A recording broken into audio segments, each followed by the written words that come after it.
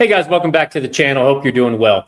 Well, if you're like me, today was not your favorite day because the market was closed and everything was just so quiet. What I realized is I really miss when the market is open and you have that feeling of just the vibrancy that you see. When you're watching stocks go up, you're watching stocks go down, you're seeing breaking news hit the headlines, your phone's pinging, your laptop's pinging. It's just that dynamic environment we see when the market is active, when trading is open, and we see stocks moving back and forth. I missed that today for sure, but today was a lot quieter with the market being closed, but quiet days can be advantageous for us as well because quiet days give us an opportunity to slow down. It gives us an opportunity to refocus and dig underneath the surface. We can get back and look at the headlines that hit this week. We can reread some of the articles that got posted. Maybe we just didn't have time to get to. And we can start to think about, where is this trade heading? What were the signals that we saw this week? What happened within the memory trade? What happened with the tech sector? But more importantly, what can we piece together to get better understanding of where the trade is heading in the weeks ahead? And that's exactly what I got a chance to do this afternoon. I got a chance to slow down. I got a chance to dig through some of my notes and look at all the articles that I saw over the week and start to try to re-understand what we saw this past week. Because we saw the sell-off, we saw the recovery, we saw the price action movement within the group. We saw a lot of interesting dynamics with the memory trade overall. So I wanted to dig in and answer the question to myself is, what exactly happened with memory this week? And more importantly, what can it show us as we move ahead? And there's a lot of different angles that I saw. There's some real clear signals. I'm going to break them out over the weekend to try to make these smaller, tighter videos that can hopefully drive up a lot of views and then get an expanded reach across YouTube. But I want to focus on a couple key signals in each video. The first signal I'm going to drive into that shows you that it should put the bearish argument around memory demand to bed. I'm going to drive in two specific articles that I think are very bullish for memory companies. They're bullish for memory demand overall. One is the Samsung angle, and the other is a brand new DRAM ETF that was just launched this week. What does it mean to us as investors? What does it mean to the memory sector overall, to the memory trade overall?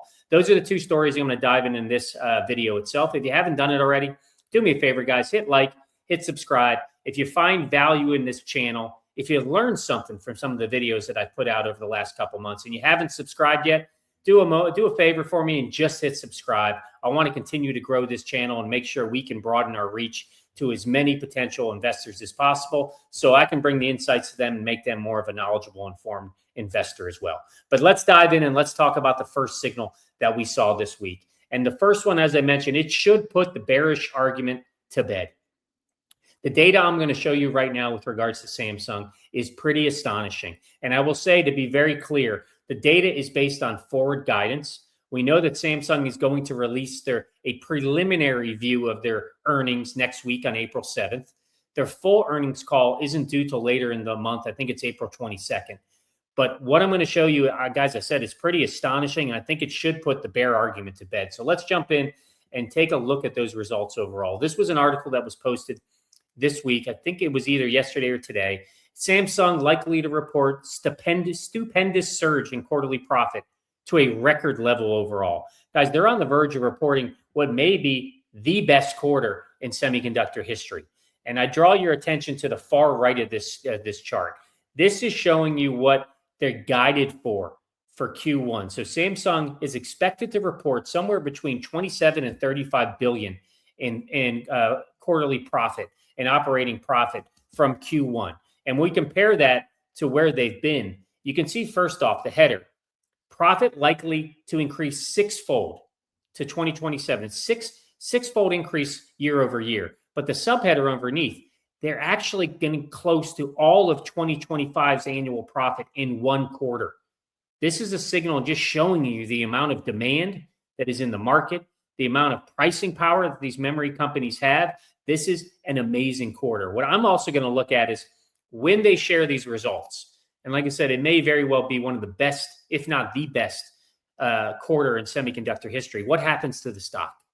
Because we know what happened to Micron stock after they showed the greatest quarter in their company history, one of the best in semiconductor history as well. And they guided for 10 billion on top of that. But we saw a massive sell-off with that stock immediately after that March 18th earnings. So my question for for all of you guys. Drop a comment below. Let me know what you think. But I'm going to be real curious to see how the market responds to this earnings call. Are they going to think, just like they did with Micron, that Samsung's at its peak, that memory can't go anywhere else from here? Or what, has the market matured and has it started to realize that we are in a true memory super cycle that will last for years, and we need to get away from the old school thinking of cyclical commodity players in memory?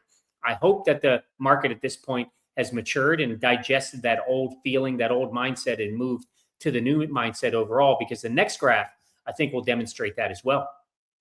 This clearly shows you that memory providers have been the biggest benefit from the AI boom. If you look on the graph here, and guys, you could put Micron right there with SK Hynix and with Samsung as well.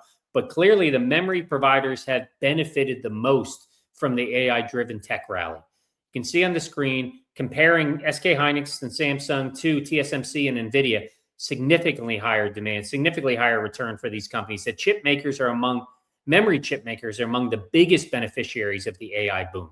It's created severe shortages. We know we've seen that, and not only for data centers, we've seen the shortages have impact on consumer products as well, but it's also creating massive surge in chip prices. And that's the kind of the pricing power we've talked about. That's what we're seeing with Micron, Samsung, SK Hynix, and the other players, with pricing going up, the amount of pricing power they have now, which is causing them to move customers into long-term contracts to lock that pricing overall, giving great visibility for revenues for these companies for in the years ahead. So as I said in the beginning, if that article doesn't put the bear argument to bed, I don't know what will, because they're guiding for a massive increase, almost in one quarter what they did in all of 2025.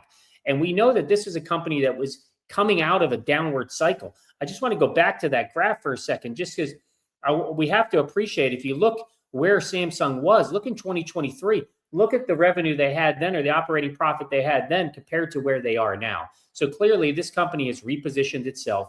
It's refocused its strategy, and it's positioned themselves in the right place at the right time right now to take advantage of the demand. They're doing an excellent job meeting that demand, and the revenue that they're going to post, the print that they're going to post not only next week, but later this month when they share the full results, will demonstrate that completely. Because if demand was actually weakening, forward estimates would be coming down. They wouldn't be exploding higher like we see with Samsung, like we saw with Micron as well. So I think the one thing that I saw in the research and the market figured out this week with the memory players, and why they held stable in the second half of the week, despite they grew great Wednesday and Thursday, Tuesday and Wednesday, and they held stable on Thursday despite all the negative news. They shot down and found support immediately. It's because I think the market has figured out that demand didn't break. Demand is accelerating for these companies overall. Demand is very bullish for memory companies, and we truly are shifting into this memory super cycle. I think what we saw this week was a validation of that.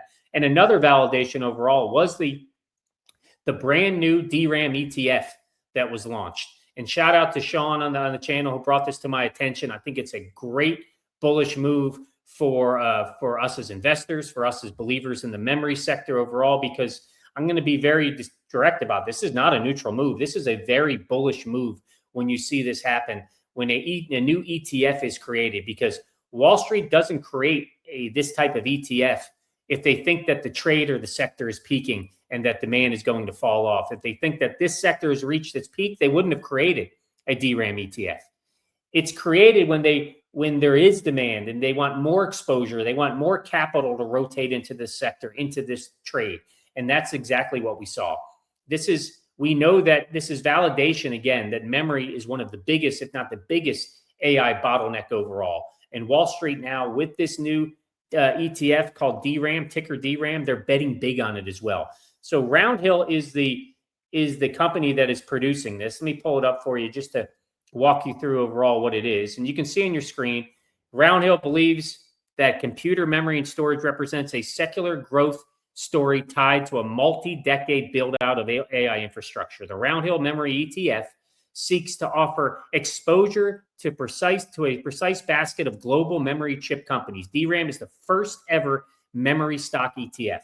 So I've known from many people on the channel, they've asked me multiple times, what ETF can I get into for memory. Is there one specifically for memory? In the past, there wasn't, but now you have it. For those that are interested in investing specifically in memory stocks, now you have your first ETF, a pure play ETF that focuses on companies that we love, like Micron, Samsung, on SK Hynix, Western Digital, Seagate, SanDisk. They're all in this ETF. Let me show you, in fact, what the top holdings are for the ETF. So you can see on the screen, on the left is the overall top holdings by weight.